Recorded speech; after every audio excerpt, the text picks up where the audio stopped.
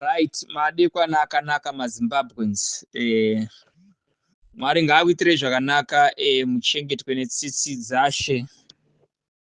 Mwari azova mununuri kumazuva enyu nemisi yese yemazuva ekurarama pamusoro pepasi.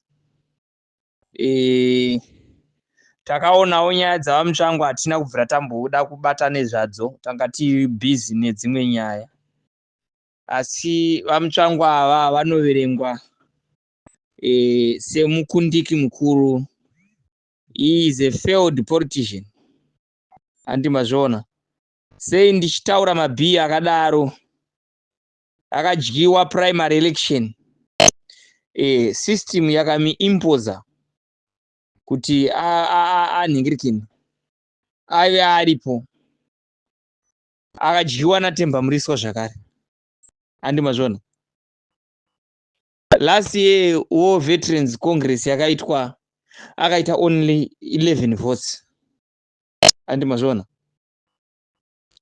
Central Committee nePolitburo zviriyo kuti une ma1 stereki inyaya yekuti ngoti unenge wangu appointwa kuma-appointment aya anongoitwa napresident yaya. Saka position yaanaye haina chainoreva. Izvo akatonzi iwe nanyoka yemabhunu zvakanzi ini nyoka yemabhunu panapa Chris Arap kunzi pindai muballot box up ndinomudya home ndawe. Haana kana chaanombomira. Munhuwo anongohukurawo zvake. Imbwa inongohukurawo ichingohukura. Dai ari muwo achitodzikama. Andi mazvona. Time yava Mugabe, he was appointed as an ambassador in China. Akadzingwa ikoko. After akumura hembe akadhakwa. Panga pashanya VP Mai Mujuru, Honorable Joyce Mujuru vashanya ikoko China. Adhakwa akakumura hembe ikoko kubva adzingwa. Andi mazvona. Hapana chinhu chaanoziva mutsvangu wacho kuti hanzi tingataura nezvake. He is a failed politician. Ataura nezvake. Akakundika kudhara. Vakaona vanhu vanotoswera vachitaura nezvake.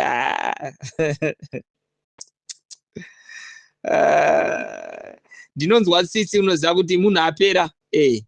Akamboitwa even CEO weZBC akadzingwa futi. He was appointed MMCZ board chairman by Obed Mpofu. Uko aita madhiri ekuba madiamonds akadzingwa futi. Akaitwa deputy minister of foreign affairs by Mugabe akadzingwa futi. His early ED appointed him as a presidential advisor akadzingwa futi. 2023 was appointed as a war veterans minister by mabhuru ake akara ED akadzingwa zvakare. Bhuru wake chai akatadza kushanda naye. Mnangagwa anomutuma madate works ese ekuti anga achituka vachiwenga akamudzinga. Saka totaura chii zvaiye zvamutsvangwa. Toziva kuti munanga mutsvangwa arikuda kuitawo president patanda president wanu usina munhu anokuteera. Mutsvangwa haawine kana kukansira cheche. He is power hungry. Asina kana vanhu vanomuteera. Andozvona. Nhasi unova kutaura zvokuti hanzi kunofanira kuitwa elective congress. Mahumbwe pamusoro.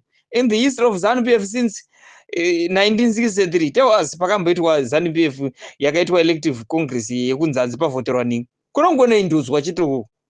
Andi mazvona. Kubva pawana Mugabe even 2017 ED aikona anga adzingwa akati zakanohwanda kumningi kuSoweto akazongobva ikoko achitonzi president. Pakambovhotwa kunzi munoda ED here kana kuti ningi zvifiri endifende papi. Mahumbwe asina nebasa rese. Andi mazvona. Even chiwenga iye anongoinduzwa kuZANU-PF ikoko anongoinduzwa. But nyaya ndinayo haisi yeZANU-PF manje. Nyaya ndinayo ndeyenyika. Ndeyekugadzirisa nyika. Ndeyekubatanidza vanhu. Ndeyekuti vanhu batanai nyika ndenyu. Musambofa makamuvwa nekuda kwemadictator anoshandiswa naMnangagwa nemabhururu ake vachityisidzira vanhu. Mnangagwa akabvira kuuraya vanhu kare kwazvo. Vanhu vakawanda even ana Mujuru Mnangagwa ndiye akauraya Mujuru izvo zvaagone kuzviramba izvozvo. Ndiye akauraya Mujuru akauraya vanhu vakawanda ndiye akauraya Tongogara futi. Mnangagwa. andimazvo anouraya vanhu ndo basa rake. Mujuru chaakamurayira inyaya yekuti akanga achifunga kuti pamwe anomubloka kuti aite president, saka akamuraya. Saka regai taure chinhu icho chokwadi, hatisi kuda Mnangagwa. Musi wa31 munhu wese mastreet, andimazvinzisa munhu wese mastreet. Nanhasi uno muchiri kuchengeta munhu akauraya Mujuru muchingomuti ndi president muchimuombera nonsense man. Ezvaari kutraya nepaanogona, anenge achituma motikari dzebreki nekumusha kwangu nekumusha kwangu achitara nema AK47. Uri imbwa yemunhu. Fuck off man. Atiri kusvitswa ipapa mhani muvanhu. Munhu uyu auraya vanhu vakawanda mhani munhu uyu. Andimaona. Mnangagwa auraya vanhu vakawanda maZimbabwe makangonyarara mhani. Ndiye munhu akauraya Mujuru, ndiye munhu akauraya mageneral, imi vanhu makangonyarara. Andimazvona. Mosikera muchithreatenwa zvisane basa semuchinzanzi, hapana anopinda. Musi wa 31 munhu wese mumastreet. Zvekame demonstration kasina nebasa resako. Kounzenze musi wa 20 kune demonstration. Must come to an end. Hatisida kunzwa nyaya idzodzo murudzwa. Hatidi kunzwa nyaya idzodzo. Munhu wese arida kuvaka nyika ngauye mumastreet musi wa 31. Ndo pane nhau yatida kugadzirisa nyika. Andimanzwaka. Mutsvangwa uyo haana chinhu chaanotaura pamusoro penyika. Andimanzwaka. Ajaira nyaya dzekukwirirwa mukadzi nema dictator kuti apiwe maposition. This time hausi kumbofa wakawina. Wazowana simba rekuda kumirira Mary. Kweyo mukadzi wako ari kukwirwa iwe. Kana wakangwara stereki wazogona kuda kumirira Mary. Kweyo mukadzi wako anokwirwa nemapolitician wani. Futseki mani iwe.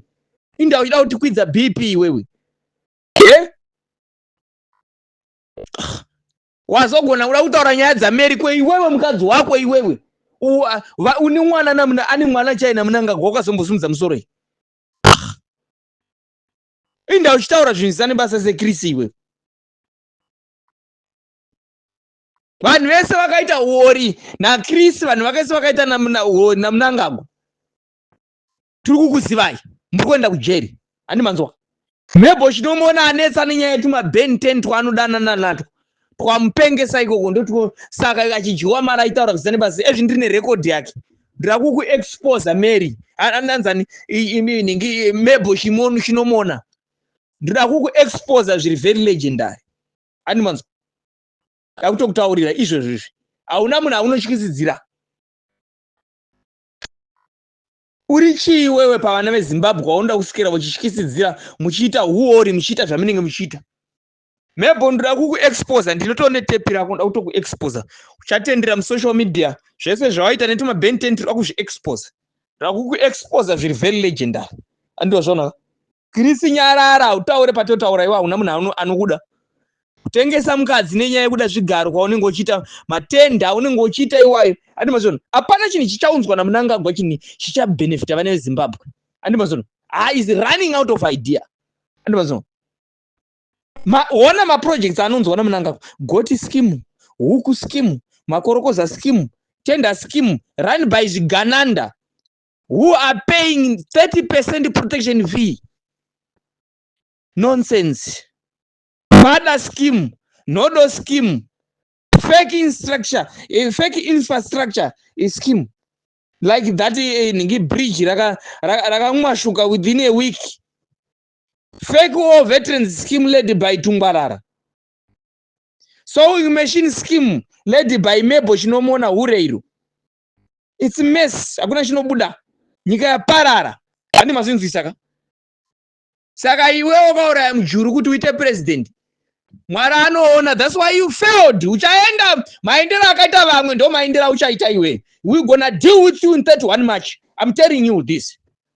You are a killer, but we're going to deal with you the same way yaukauraya Mujuru. We know iwe ndo wakauraya Mujuru iwe. Imbwa yemunhu iwe Mnangagwa iwe. We're going to deal with vana veZimbabwe. Buda imesa musi wa 31 munhu wese mumastreet. Andimazvoka. Hatingaiti basa rekupota vanhu vese vachibatira hura mumaoko nenyaya kunzi Mnangagwa anouraya vanhu. Ezvaari kutumira vanhu kumusha kwangu musha motikari dzebreki dzine ma AK47. Vanhu vose vachika village yese kunzi Mnangagwa ari kutsvaga inini kumusha kwangu. Koenda kuna Geza uri kuziva kwaari uri kutyei kuenda ikoko unomutora ikoko. Unofunga kuti ucharamba uchiuraya vanhu semaurayira wakaita tongogara naMujuru iwe. Unonyepa iwe. Munhu wese buda musi wa 31. We demand our country back to people. Tiri kudimanda nyika yedu ngaidzokere kuvanhu. Munhu wese buda, kana uri teacher, kana uri chi, musatye. Munhu wese buda. Want to deal with Mnangagwa once for all. Vanhu vakauraya ndivavo. Vese anaita idzamara ndiye akavauraya. Vese ana Mujuru ndiye akavauraya. It's time for head on now. Nonsense.